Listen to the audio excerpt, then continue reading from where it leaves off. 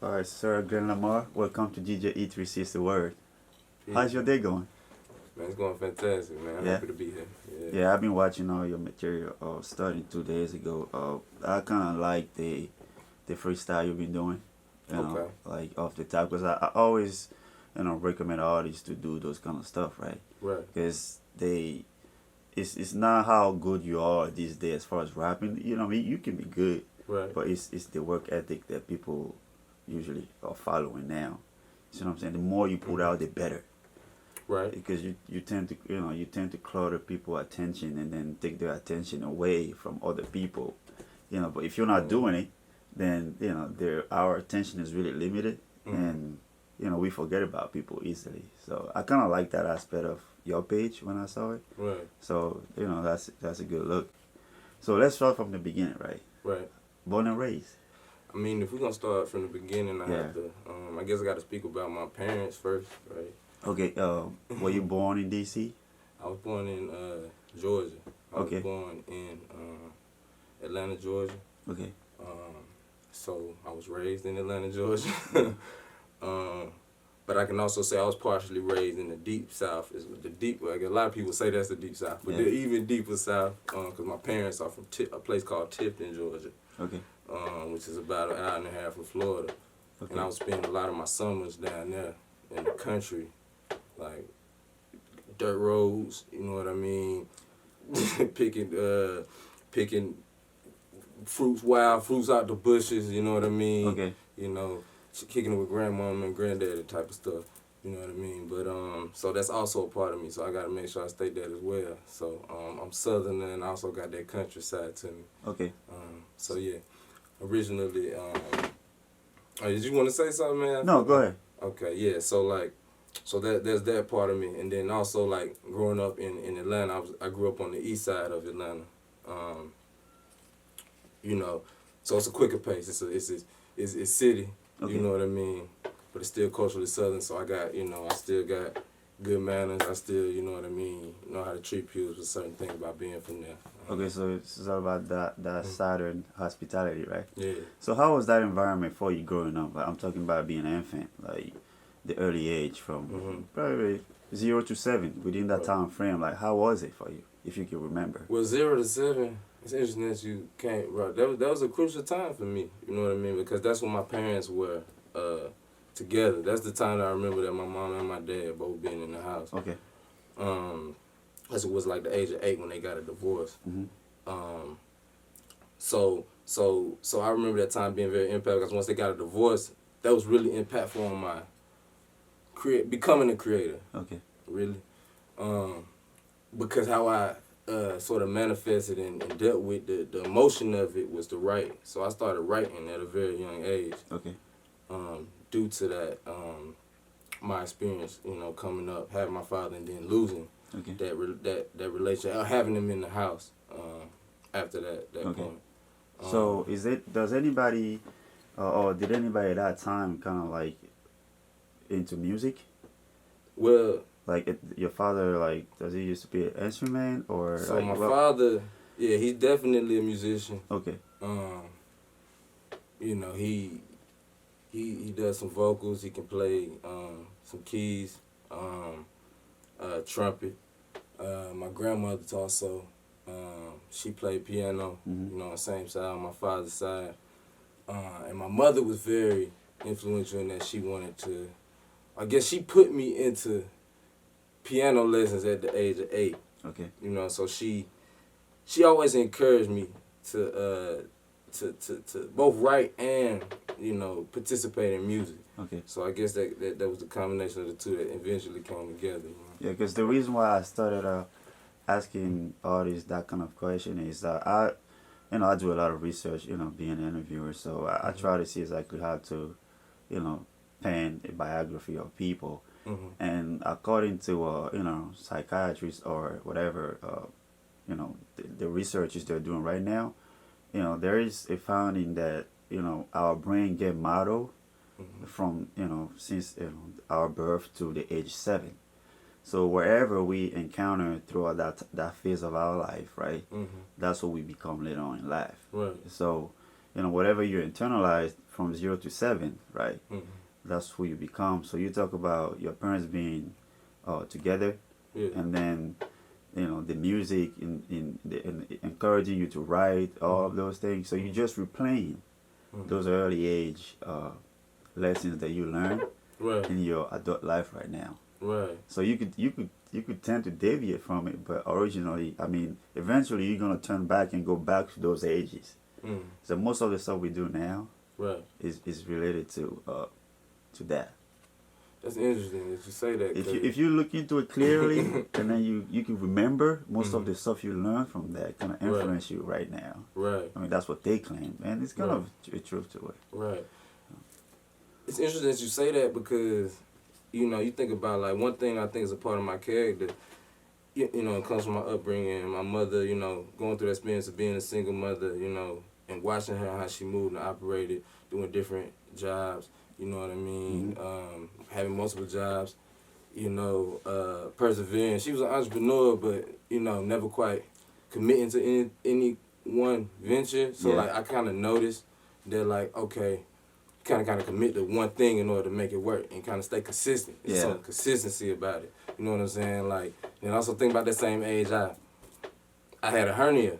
I had to go through surgery. You know what I'm saying? Just experiencing that pain at such a young age and persevere through it and come back. Like, it's just all those things: perseverance, consistency, focus. You know what I mean? Like, I think you're absolutely right. Seeing those things in different ways when you look back on it, it makes a lot of sense. Yeah. So how did that separation come? Like you said, like, did you end up living with relatives at that time, or it's just your mother, or? Yeah, it was just mom. Okay. Yeah, it was just mom. It was funny though, cause being so young, I didn't even kind of like realize what was really going on. All I knew is we was moving. You know what I mean? And you get older, you're like, oh, they actually was getting evicted. We was actually getting evicted. They lost the house. That's why we was moving. And then you realize, like, okay, now it's just me and my mom and my sisters. My dad ain't really there. It's kind of like he's still in the house. Like, I go see him every once in a while, but it's like, he was just riding out the rest of the eviction. Yeah. You know what I'm saying? Like, just looking at these things now, how it's going out, like, it's kind of interesting. Like, I mean, we claim we didn't know what happened when we were between that age, right? Yeah. But the eyes saw and the brain registered. Mm-hmm. So you knew what happened. You Right. just didn't have the ability to express it. Right. Because you saw it, right? Right. And then the brain register. It's a Right. computer. As soon as you put that information in there, it's on a hard drive. Mm-hmm. It's not going anywhere. It's still going to be playing on a hard drive Right. until you no longer can, pick it up. Right. So, how was schooling for you? School was it was cool. It was like, I put it like this, like, my mom was a very good kids, or bad boy, or? Well, it was a mix of all that. Cause like, and I think why it was, like, my mom's a very wise woman. Like, so, like, she is like, so, growing up in the neighborhood, you grew up around a lot of different influences, different age groups and stuff. So you into a lot of stuff. You see a lot of different stuff at a very young age. You know what I'm saying? Good and bad, right? But then, like, so, like, I say she wise. This is the first thing that happened. So, like, I was about 4th grade, right? And so, like, going into the 4th grade, and she wanted me to go to this school, get into this program, this gifted program, whatever. So, how she got me to, like, apply for or get interested in applying for it, she was like, wait, my friend, like, my best friend at the time went to that school. Okay. And so I was like, I bet, yeah, I want to do that. You know what I'm saying? I didn't even think about what it was, what the implications of that. But so I ended up getting in, right? So I'm like, damn, I'm going to school with my friend or whatever. Get to the school.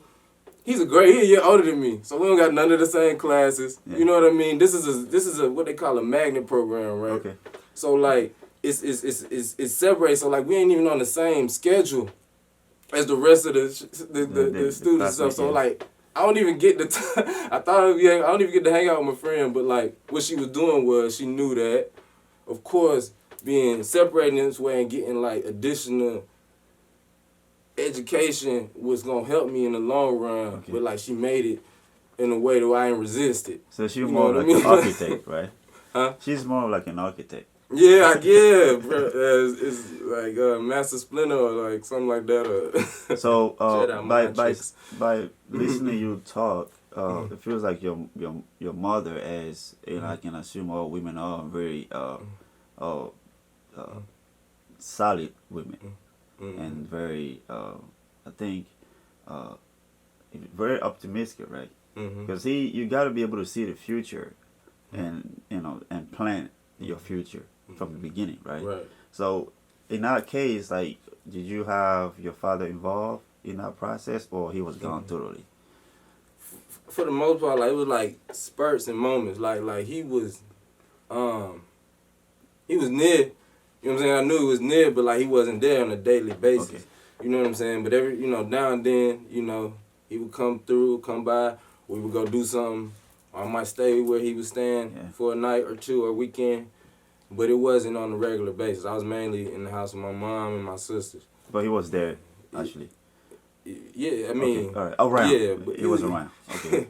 yeah, he was around. Like, and I don't want to down. I love my pops. You know what I mean? He was definitely around Okay. in a way that, like, you know, I saw him enough to know he, existed. You know Yeah, what I because mean? the It reason wasn't why like, I like to talk about it is because we met, right? yeah, I was just trying to see that influence of your pop. So yeah. it's not, I'm Well, not I trying to can't see say, if his involvement is bad I or can't not, say it but was a lot growing up. I say his influence was to the extent of like the separation, yeah, right? So like, he was my best friend. Like that's what I remember. Like yeah, while he was in the house, like I remember moments of waiting for my dad to come home, being excited. I can remember that feeling as a kid, yeah. like picking me up, throwing me around. Like I can still see those images in my mind, experience and feel it. So like he was like my hero. So like with the fact that like that separation and not understanding it, like a lot of time I had a lot of resentment. I took out on my mother, Yeah. and that's where a lot of like the acting out type of stuff came, and not the frustration and doing things. Cause like in my head, like I'm a smart dude, like you know what I'm saying.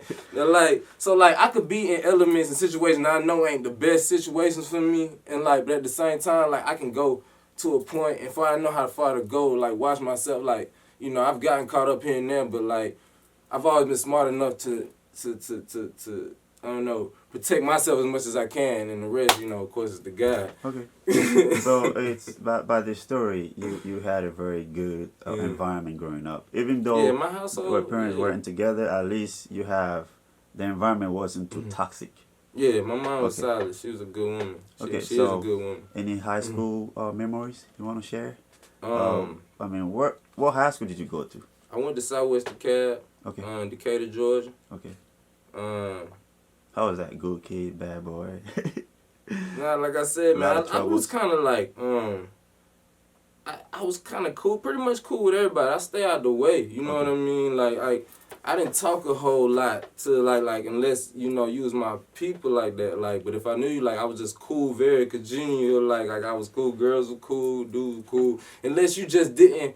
And this is what I noticed too as an adult. There's some people who just don't like your presence just because you are cool. They Like just just hate you. because you not causing friction. You know what I mean? Like so like I could find myself communing in any type of circle. That's why I say like, I might be, just kicking it with my girl and stuff one day. I might just be kicking it with my homie one day.